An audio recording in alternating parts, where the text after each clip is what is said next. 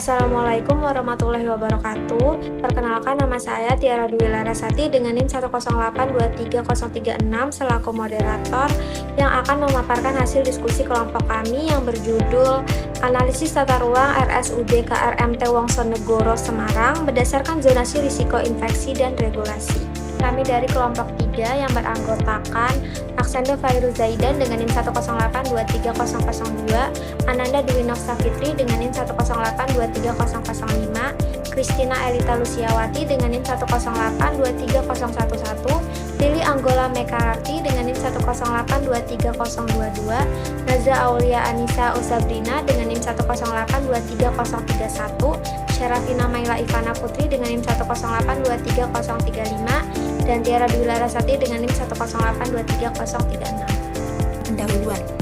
Rumah sakit merupakan fasilitas pelayanan kesehatan dengan tingkat kompleksitas tinggi karena melibatkan interaksi antara pasien, tenaga kesehatan, dan pengunjung dalam satu lingkungan. Dalam kondisi tersebut, penataan ruang tidak hanya berfungsi untuk kenyamanan, tetapi juga menjadi aspek penting untuk mendukung pencegahan dan pengendalian infeksi. Sesuai dengan Perpres Nomor 40 Tahun 2022 dan Standar Nasional Akreditasi Rumah Sakit edisi 1.1, bangunan rumah sakit harus dirancang dengan memperhatikan zonasi risiko infeksi, di mana di dalamnya terdapat warna merah, kuning, hijau, serta pengaturan untuk alur pelayanannya. Tujuannya adalah untuk meminimalkan risiko infeksi silang, khususnya infeksi nosokominal, melalui pemisahan area dan jalur pergerakan pasien, petugas, serta logistik. Namun, pada implementasinya di rumah sakit daerah KRMT Wongsonegoro masih ditemukan beberapa ketidaksesuaian tata ruang. Zonasi risiko belum terkelompok secara optimal, terdapat kedekatan antara area medis dan non-medis, serta belum adanya pemisahan jalur yang jelas untuk pasien infeksius, distribusi logistik, dan pergerakan petugas. Kondisi ini berpotensi meningkatkan risiko penularan infeksi serta menurunkan efektivitas pelayanan. Oleh karena itu, diperlukan analisis lebih lanjut terhadap tata ruang rumah sakit guna menyusun rekomendasi perbaikan yang sesuai dengan regulasi dan prinsip keselamatan pasien. Pada slide ini ditampilkan identifikasi peta zonasi risiko infeksi serta contoh data rumah sakit. Yang pertama, zona merah merupakan zona dengan risiko infeksi tinggi. Area yang termasuk di dalamnya seperti instalasi bedah sentral, intensive care unit, radiologi terpadu, instalasi gawat darurat, kamar jenazah, dan poli TB. Zona ini memiliki karakteristik adanya kontak langsung dengan pasien, lalu potensi aerosol dan droplet yang tinggi, dan yang terakhir membutuhkan pengendalian infeksi yang ketat. Selanjutnya, zona kuning atau risiko sedang meliputi gedung rawat inap, rehabilitasi medik, laboratorium sentral, CSSD, dan gedung penunjang medis lainnya. Pada zona ini masih terdapat kontak dengan pasien, namun tidak dalam kondisi infeksi berat meskipun tetap beresiko terjadi penularan jika alur tidak dikontrol. Dan yang terakhir, zona hijau merupakan risiko rendah atau non-klinis seperti area parkir, masjid, kantin, laundry, instalasi pemeliharaan air limbah, serta area administrasi. Zona ini tidak memiliki kontak langsung dengan pasien infeksi dan berfungsi sebagai area publik maupun penunjang sehingga harus dipisahkan dari zona klinis. Lalu di sebelah kanan ditampilkan contoh dena RSUD KRMT Wongsonegoro Semarang. Namun dena tersebut masih belum sepenuhnya sesuai dengan regulasi zonasi risiko infeksi karena masih terdapat beberapa area yang belum terpisah secara optimal sesuai dengan warna dan tingkat risikonya. Di sini saya akan menjelaskan terkait evaluasi kesesuaian alur pasien, barang, petugas dengan Permenkes nomor 40 tahun 2022.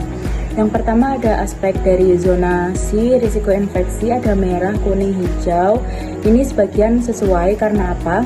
Karena pada standar regulasinya ini rumah sakit wajib memiliki pembagian zona berdasarkan risiko infeksi.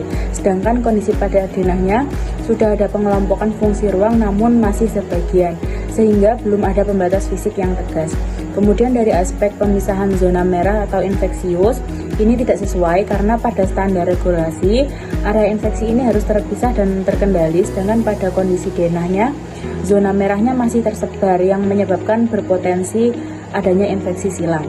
Kemudian dari aspek pemisahan zona hijau atau non-medis, ini tidak sesuai juga karena pada standar regulasinya area publik ini harus terpisah dari medis, sedangkan pada denahnya ada kantin atau laundrynya yang berada di dekat area klinisnya, sehingga resiko kontaminasi tinggi. Kemudian dari aspek alur pasien infeksiusnya ini tidak sesuai karena pada standar regulasi pada alur pasien infeksius ini harus ada jalur khusus, sedangkan pada denahnya ini cuman ada satu jalur masuk, yaitu jalur umum. Nah, itu potensinya tidak ada pemisahan infeksinya. Kemudian pada aspek sistem triase ini sebagian sudah sesuai, karena pada standar regulasinya ini sistem triase wajib ada screening pasien. Namun pada denah ini ada IGD tapi tidak spesifik infeksi, sehingga triasenya belum berjalan secara optimal. Kemudian pada aspek alur pasiennya tidak crossing, ini tidak sesuai juga karena pada standar regulasi dijelaskan bahwa tidak boleh terjadi perpotongan. Sedangkan pada denah ini dijelaskan bahwa jalurnya ini saling terhubung yang menyebabkan potensi kontaminasi yang menyebabkan risiko penularannya tinggi. Kemudian pada aspek alur barang bersih dan kotor ini tidak sesuai juga karena pada standarnya ini alur barang bersih dan kotor ini harus dipisahkan. Namun pada denahnya ini tidak terlihat jalur khusus sebagai yang digunakan untuk memisahkan alur barang bersih dan kotor ini, sehingga menyebabkan potensi kontaminasi alatnya. Kemudian pada aspek pengelolaan limbah medis ini sebagian sesuai, sebagian tidak, karena pada standar ini dijelaskan bahwa pengelolaan limbah medis ini harus melalui jalur khusus. Sedangkan pada denah IPAL-nya ada, namun jalurnya ini tidak jelas. Jadi fungsinya ini tidak berjalan secara optimal. Kemudian pada aspek alur petugas ini tidak sesuai karena pada standar ini dijelaskan bahwa alur petugas ini harus dikontrol berdasarkan zona. Namun pada denah ini tidak ada jalur khusus yang digunakan untuk mengontrol berdasarkan zona, sehingga nanti petugasnya bebas crossing. Kemudian pada aspek ruang APD pada downing atau doffing ini tidak sesuai juga karena pada standar regulasi ini dijelaskan bahwa ruang APD ini wajib tersedia, namun pada denahnya ruang APD ini tidak terlihat di denah, sehingga resiko bagi petugasnya. Mungkin seperti itu bisa dilanjutkan oleh teman saya. Lalu selanjutnya untuk aspek yang sudah sesuai, misalnya akses ambulans ke IGD dan kedekatan layanan kritis seperti IGD, ICU, dan kamar operasi. Hal ini menunjukkan bahwa dari sisi kegawat daruratan desain sudah cukup mendukung efisiensi pelayanan.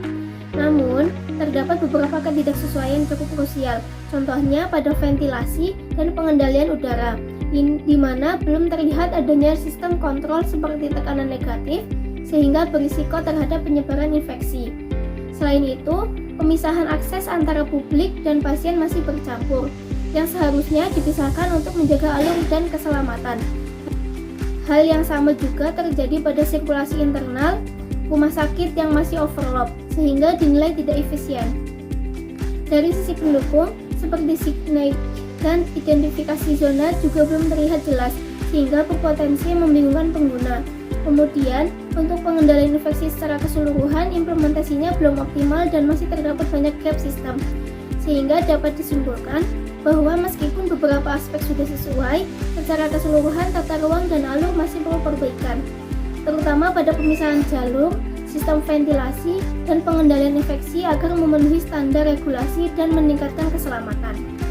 Di sini saya akan menjelaskan rekomendasi perbaikan. Yang pertama ada koreksi zonasi risiko infeksi.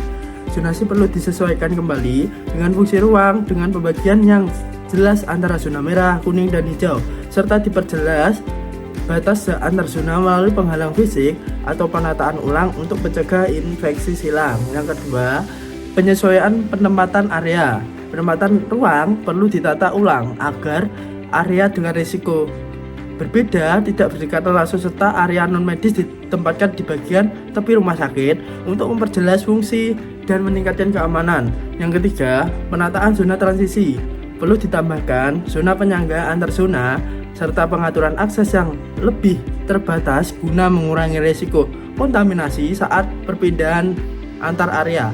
Yang ketiga, pengelompokan berdasarkan fungsi dan risiko. Ruang dengan fungsi dan tingkat risiko yang sama perlu dikelompokkan dalam satu kawasan yang terintegrasi agar meningkatkan efisiensi dan keselamatan. Selanjutnya ada matriks evaluasi dan regulasi. Yang pertama ada pembagian zonasi merah, kuning, dan hijau. Berdasarkan regulasi Permenkes nomor 40 tahun 2022 dan SNAR zonasi harus sesuai tingkat risiko infeksi. Kesesuaian yaitu sesuai, keterangan pewarnaan zona telah disesuaikan dengan fungsi masing-masing unit. Yang kedua, ada penempatan zona sesuai fungsi. Berdasarkan Permenkes nomor 40 tahun 2022, zona harus mencerminkan fungsi ruang. Kesesuaian yaitu sesuai, penempatan ruang sudah sesuai dengan kategori risiko. Yang ketiga, ada pemisahan area medis dan non-medis. Regulasi berdasarkan Permenkes nomor 40 tahun 2022, area non-medis harus terpisah dari area klinis. Untuk kesesuaiannya yaitu sesuai area. Untuk keterangan, area non-medis telah ditempatkan pada zona hijau terpisah. Yang keempat, keberadaan buffer zone. Berdasarkan SENARS, harus terdapat area transisi antar zona. Kesesuaian yaitu sesuai, keterangan buffer zone telah ditambahkan sebagai pembatas. Yang kelima, ada pengelompokan ruang berdasarkan fungsi. Dengan regulasi Permenkes nomor 40 tahun 2022, ruang sejenis perlu dikelompokkan.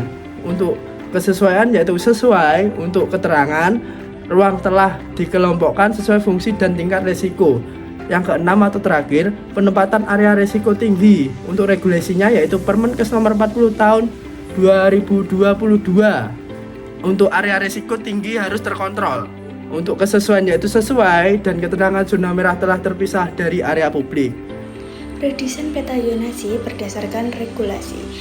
Berdasarkan hasil identifikasi zonasi, risiko infeksi, serta rekomendasi perbaikan tata ruang, dilakukan penyusunan ulang peta zonasi rumah sakit untuk menyesuaikan dengan tingkat risiko infeksi dan prinsip pengendalian infeksi. Berikut adalah gambaran peta zonasinya berdasarkan kode warna yang menunjukkan tingkat risiko infeksi di setiap area rumah sakit. Zona hijau merupakan area risiko yang paling rendah seperti area publik, administrasi, dan parkir. Sedangkan zona kuning menunjukkan risiko sedang, yaitu area pelayanan medis umum seperti rawat jalan dan laboratorium. Sedangkan zona merah adalah area risiko tinggi seperti IGD, ICU, radiologi terpadu, dan kamar jenazah yang memerlukan pengendalian infeksi yang lebih ketat. Kesimpulan, berdasarkan hasil analisis tata ruang di RSUD KRMT Wongsonegoro, dapat disimpulkan bahwa penerapan zonasi risiko infeksi dan pengaturan alur pelayanan belum sepenuhnya sesuai dengan ketentuan Permenkes nomor 40 tahun 2022 serta standar akreditasi rumah sakit. Masih ditemukan beberapa permasalahan seperti zonasi yang belum terkelompok secara optimal, kedekatan antara area dengan tingkat risiko yang berbeda, serta belum adanya pemisahan alur yang jelas antara pasien, petugas, dan distribusi logistik.